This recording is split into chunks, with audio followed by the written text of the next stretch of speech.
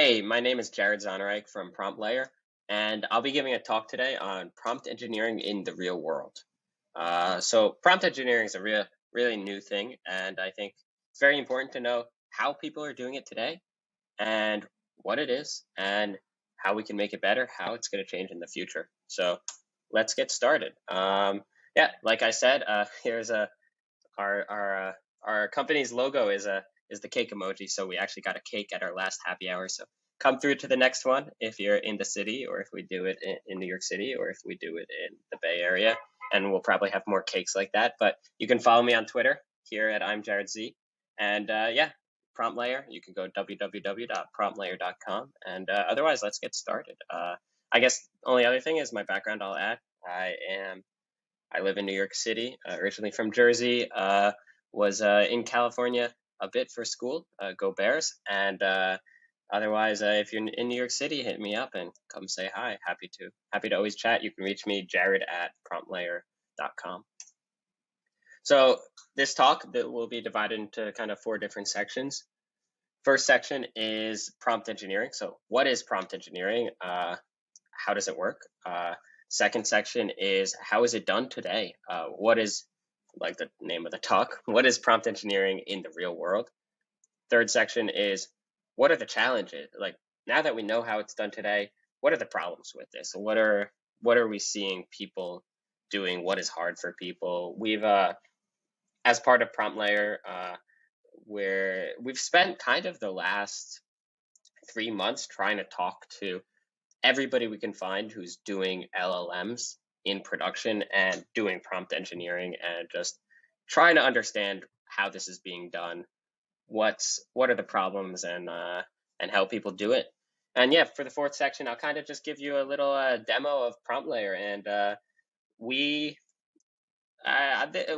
try to solve a lot of these real world challenges. Some of them that I'll be talking about are not are just our general challenges, and then some of them are things that I can show you how we think to solve it, but there's always more to learn there. So yeah, let's get started. First things first, definitions. So what is prompt engineering? You can it's kind of buzzwordy, I'll admit. A lot of people are starting, a lot of people don't like this term, but I like it. I think the big questions are, will prompt engineering exist in the future? Will there be certain jobs called prompt engineers? And yeah, in general, yeah, I'll tell you my opinions on it, but let's start off. What is prompt engineering? Prompt engineering is kind of the practice of putting in a prompt and getting a output. So I'm assuming most people in this talk are kind of familiar with GPT, familiar with how LLMs work, but just in short, in case you're not, it's kind of a large language model is a kind of an AI model that takes in text and kind of completes the text. So as you've seen with ChatGPT is it's starting off the conversation saying you're a AI assistant. Here's what the user said. Here, your response is, and then it completes what the response is. So that's what a large language model is. And prompt engineering is just, how do you kind of create that prompt to get what you want? And a common question people ask, and the common question we get asked too is, hey, you guys are building PromptLayer, like you're building this prompt engineering platform. What if prompt engineering goes away? Like, are language models just going to get better? And at the core, you can think of prompt engineering as just communicating with AI. And humans, you would say, are really good at communicating and really good at understanding language. But even humans you need to communicate with. Even humans have communication problems from time to time. So at the very core, prompt engineering is just telling the AI what you want it to do, and the process of tinkering, the process of changing. How do I'll give you there's a good example of people love to talk about how OpenAI's GPT was trained on a lot of online data, and a lot of data that were like questions. And in these questions, these Stack Overflow type questions, there was some people talk about there's some correlation with how polite someone was and how good the answer was. So people say, oh, if you ask GPT, if you say please and thank you, you'll get a better result. That might be true, but that's kind of like part of this whole tinkering process. That might change over time, but the whole process is like, where in the prompt you ask for something. So here's this, like, write a tagline for ice cream shop. Maybe we want it to be a allegory. Maybe I'll give it examples in the prompt. That's called few shot learning. And then maybe I'll put the examples at the end. So yeah, enough about kind of like high level of prompt engineering. Let's kind of like dive into how to get started. So go to Playground. That's the best way to get started doing prompt engineering. Just start playing around. Honestly, like, prompt engineering is a new field. It's a new skill set. It's not just engineering. There's a lot of non-technical people who are really good at prompt engineering. It's purely, to me, it's like hacking. It's just tinkering. You're not going to get very far, in my opinion, writing down rules for how to best prompt engineer. The best way to do it is just start trying stuff out. So yeah, let's go to the next slide. So what is prompt engineering today? Now that we like kind of understand what prompt engineering is, kind of, again, this whole tinkering process of giving AI a task, how are people doing it today? What is it existing today, and how is this going to change in the future? So the most interesting thing that happens today is prompt engineering is we're kind of at day one. If you're an engineer, right here it says test a few prompts and ship it to production. That's how people are doing today. If you're an engineer and you see this, there should be sirens going off in your head. Almost all the top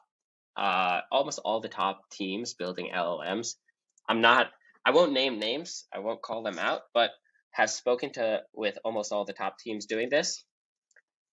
A vast majority of them, if not all of them, how they test prompts is they basically have 10 test examples on their computer.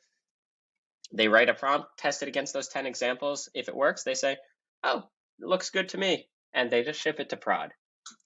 If you're an engineer, again, sirens should be going off, because you're probably used to, at your current company, having a 1,000-step deployment process where you're testing everything, and you should be like, it should be reliable. You should be confident that if you ship it to production, it'll be good. In this playground that I showed you before, this is good for 70% of the time, but you need it to work 100% of the time. So this is kind of like how it's done today. I think like people kind of have these 10 pet test cases, and they'll run it against that, and OpenAI is asking for help evaluating, and all of that. And this is like, we're in the very early stages of this, is basically my point. And that's how it's done today. So if you're doing prompt engineering, don't worry so much if you're building version 1 that some things might be sketchy that you're doing, because all the great companies are doing it sketchily today, but that'll change hopefully. So let's talk about some concepts that exist today. And concepts are these concepts are very interesting, because these are not LLM concepts. I would think about prompt engineering as machine code.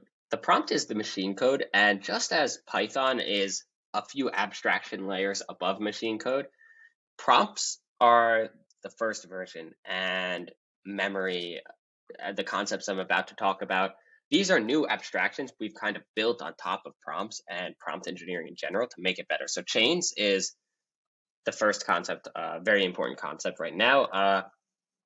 You probably heard of LangChain, amazing library that's kind of become the de facto prototyping library. So how do you build version 1? LangChain is built on this concept of how do you help people chain prompts together. As you see here, I wrote, like, the more complicated the problem is, the more prompts you need, honestly. So I'll give you an example. I made a small hack a few months ago. I never released it. I probably should clean it up and release it, but Congress.gov gives you a daily digest of what happened, and I just made that into 3 tweets so people can be updated every day. to do that, it's not just one prompt, although maybe today it could be with GPT-4, but I had to chunk up the summary because it's too long to put into one prompt. Prompts have a limited case. I had to chunk it up. I had to summarize each summary, make it shorter so I could put it into a smaller context window. And then I had to convert it to tweets. That's like 3 different prompts per summary. That could be like 20 different prompts. So this is what a chain is. Chains also have a concept of agents and stuff like that, but I should be talking about that next. There we go. I wasn't, I forgot what came next. So agents and plugins is the second concept. So a chain is multiple prompts together, but it could also have agents. And plugins is the ChatGPT version. So you've probably seen ChatGPT and its plugins like the Wolfram plugin or something like that. These are ways to get LLMs to do tasks that LLMs are not good at. So I'll tell you my mental model. My mental model is that LLMs kind of have solved natural language. So what I mean by that is when I'm prompt engineering, I'm assuming that GPT or the LLM can understand my text and can write text. So it knows how to talk, period. But you can't really trust it with information. You can't ask it to define things. You definitely can't ask it to do computation because it only knows how to talk. It's like it's a child that can't do math but can only talk. Think about it that way, and you'll have great results. So like writing code, you can consider talking because it's just talking in code. So asking an LM to write a poem, it's really good at that because it's good at talking, but it's not good at telling you population statistics for countries. It's not good at like taking sorting a list or figuring out how many unique things are in a list. So yeah, that's where agents and plugins come in. So agents is a LangChain term, LangChain concept here. Plugins is the alternate. These are bringing in different tooling, bringing in Wolfram, bringing in that sort of thing. Third concept, user segmentation. This is very interesting. Basically, if you are using LLMs in prod, if you're using LLMs today for your application, you'll probably find that you need to use different prompts for different users and possibly different models for different users. Main reason different models is some models are better at some things, some are cheaper, some are faster.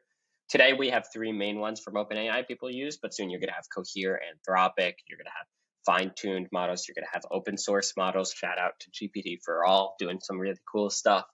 And you're going to have to segment your users into different groups. You're going to have to say, we actually had some people using our platform that were telling us, actually, I'll shout out Feder AI, really cool app. And the creator told us that basically different users need to get different prompts to have the best results. So this user segmentation came up in so many teams we spoke to, and basically the matching of prompts and users and models. Cool. So now we've reached the next section, which is real world challenges. So kind of how do you, like, now that we know how people use this today, what are the problems with using this? What are like, what's going wrong? First problem, breakages. How do you know when things fail? This is like the core of building a reliable system is knowing when it breaks. And this is a non-trivial problem in LLMs because what does breaking mean? Like what is when is failure mode? Is failure, like if you're creating Bing, I'm sure everybody heard of Bing was very people were able to make it act very rude to them and angry. Is that failure? How do you detect that? Is failure in my example earlier, if my tweet I'm generating is over 250K, 260K, whatever the number is too long. If my tweet is too long, is that a failure? The failure is not just did the LLM crash, but it's kind of did the LLM give a bad output that is not working. I've heard of people using GPT to generate JSON. Is the JSON malformed? That's another failure. So this is a key part, like how do you detect when things are wrong? There's a lot of ways people do it today. I'll call out 3 different ways people do it. One, You could hire people on mTurk, sort through your data. That's really boring. That's not the future. Second way, end users. So you can ask your end user to give you a thumbs up, a thumbs down. You could ask your end user, you could interpret their actions. If a user clicks out of the chatbot, that's probably you gave them a bad result. If they star it, it's probably a good result. So kind of a way to like understand when things are breaking. Comparisons. This is the next big challenge. At the end of the day, everything boils down to, is prompt A better than prompt B, or version 3 better than version 4? And are my new prompts safe to ship? This goes back to that earlier thing I said, where if you're an engineer, there's sirens going off in your head. If you're just building a prompt that you think is better and shipping it to production, you think is not good enough in production systems. You must know. You must testably know. And for the same reason that it's hard to know when LLMs fail, it's hard to know when prompt A is better than prompt B. Our theory is production data is how you know, but in general, this is a big problem today. How do you compare different prompts? Cost is obviously first comparison. So, okay, in optimization, optimization is the other problem here. So how do you make your LLM app better over time? So this encompasses the other problems, but how do you choose which model to use for which tasks?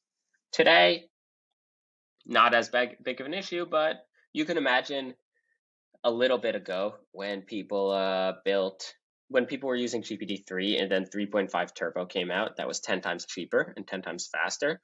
How did they figure out that it was good enough to use?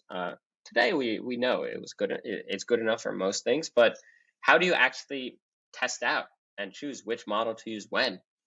Again, you can imagine a not too far away future where you have a lot of models to be choosing from. And then A/B testing is obviously a huge part of this. This goes back to the user segmentation. How do you kind of provide different prompts to different people with different models? And maybe you have a chain of 5 different prompts, all with different models and all determined at runtime based on the user. So here, the big thing here is, how do you get the confidence to deploy your LLM app? How do you get the confidence to deploy prompts? How do you get the confidence to deploy new prompts? If you're building a system for thousands or millions of people, you better be sure that your prompt is going to work. And if you're building a hack on the side and you're going to launch it on Twitter, it's fine. You probably don't need to worry about all this stuff. Just do some prompt engineering. But when you're ready to build something reliable, when you want to start charging end users, you need to make a good system. And confidence is an important part of that. So yeah, I guess the next part is PromptLayer. So PromptLayer is the tool we're building, and PromptLayer tries to solve a lot of these real world problems. I think our goal is to be the platform you come to make your LLM reliable. Again, that's the reason we've been talking to all these teams and trying to figure out what they're doing and giving you these examples of how people are doing it without calling out names specifically. But yeah, let me just show you. I'll show you how PromptLayer works. Cool. So I will zoom in once here. What PromptLayer is super simple to use. Pimp install, create an API key, and it's just one line of code. Instead of importing OpenAI, you do promptlayer.openai, and the rest of your code stays the same. And now you can track your usage, so you can see what's going on your system. This is the first step to solving any of these problems. You can see what the prompt is. You can go into the JSON. You can see how much it's charging you for the prompt, and you can favorite them. You can share a link with your coworkers, all that fun stuff. And this is very important. Really, the first step to building a reliable system is knowing what's going on in the system. So prompt registry is the second part of the product that I want to call you to. So this is built on top of LangChain's prompt template spec. It lets you create a template visually. So just type in your prompt template here. You can create the template, and yeah, that's it's very important to kind of organize these prompts. Like I was talking about, like this whole process is tinkering. So you should have tens or hundreds of prompts that you're kind of building new versions of, and build them on the prompt registry, and then kind of use our programmatic API to pull them down. And then this is kind of going into, if we click into one of these, this goes into the problems I was talking about in terms of prompt comparison and checking for breakages and stuff like that. So we have version 3 and version 4. This is a stupid example I built: summarize the below versus summarize the following text using big words and jargon. I don't know, maybe using jargon gives us a better summary. So I can see all the times it's been used. I can see all the times version 3 has been used. I can see the cost, I can compare, and the score. So this is a really interesting part, the score. So where does the score come from? This is that problem, the real world problem of, is prompt A better than prompt B? So let's open one of them. You could do the score visually, but most people do it programmatically. Basically, this could be an end user giving you a thumbs up, thumbs down, or this is way more interesting, and I think I talked about this earlier, is LLM synthetic evaluation. So let me open. I have a version for my summary example. So this is, I wrote, you're a human helping to train an AI system. The AI system's designed to summarize pieces of text. We need to label the training data, and you're the human that will help with this.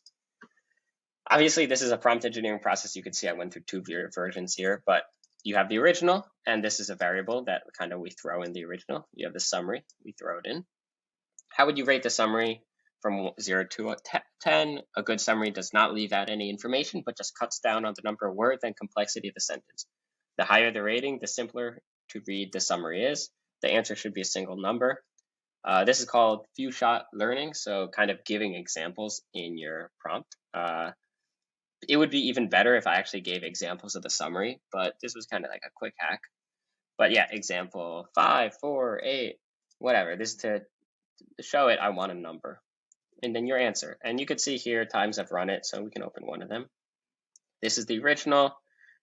We hold these truths to be self-evident. Do you know where that's from? The summary, and then it gave it 7. So we'll see how good 7 is. Again, this is a toy example, but the whole point of evaluating synthetically is you're going to have so much data, as you can see on the left. You're going to have so much data here that you need a way to kind of bubble up when things are not working. That's the better way, I think, to think about it. Think about it in the reverse. Instead of trying to figure out how good your prompts are, try to figure out how bad they are, and just kind of, we actually have some features that'll come out soon, but like flag when it's not working, give it a 0 when something's bad. You could imagine if I had a chatbot, I could have an LLM that says, is my chatbot being rude? And yeah, the only other thing I'd show you here is we have an analytics dashboard. And yeah, you can see which models you're using. We can kind of look at how many requests there are, latency. We can see how much. My evaluation actually cost me a lot, like $1. But yeah, so this is PromptLayer. I encourage you to sign up at PromptLayer.com.